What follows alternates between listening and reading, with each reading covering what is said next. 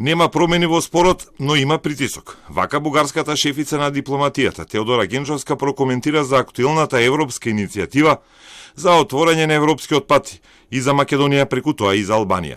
Очаквам да видят те какво ще направят, защото чуваме само искаме да вдигнете ветото, а не виждам никакви конкретни действия от тяхна страна. Очаквам да видят те какво ще направят, защото чуваме само искаме да вдигнете ветото, а не виждам никакви конкретни действия от тяхна страна. Има натиск от това да се постигнат някакви резултати в рамките на френско председателство, но ние по никакъв начин не се обвързваме с срокове. Наистина очакваме конкретика, реални резултати от колегите от Скопие и продължаване на диалога, за който са нужни две страни, не само страна. Генчовска само го потврди до она што го каже и вице-премиерот Маричич на топ тема на Телма. Дипломатска офанзива има, а тоа го покаже и посетата на еврокомесарот Оливер Вархеи на Софија, во која главна тема се токму евроинтеграциите на Скопје.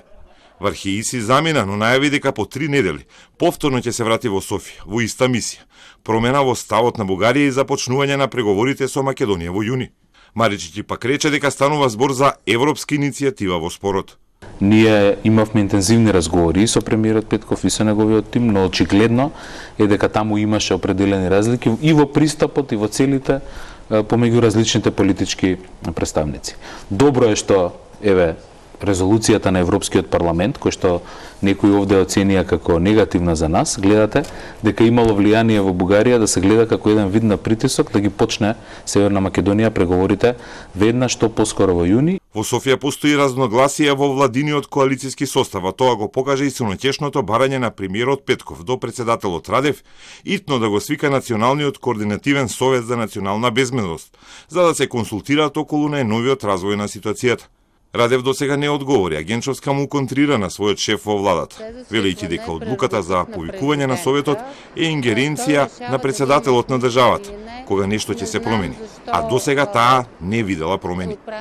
Петков бара и рапорт од Генчовска што како министерка сторила во преговорите со Скопје. Додека Генчовска пак преку битеви му одговори дека ветото треба да остане бидејќи нема преговори. И си посака Османи да ја покани за средба и преговори. Престојните денови следува прославата на просветителите Свети Кирил и Методи во Рим, каде премиерите Ковачевски и Петков ќе ги водат државните делегации, но во различни термини. Постои можност за средба, но од македонската влада и од МНР не одговорија конкретно на прашањата на Телма.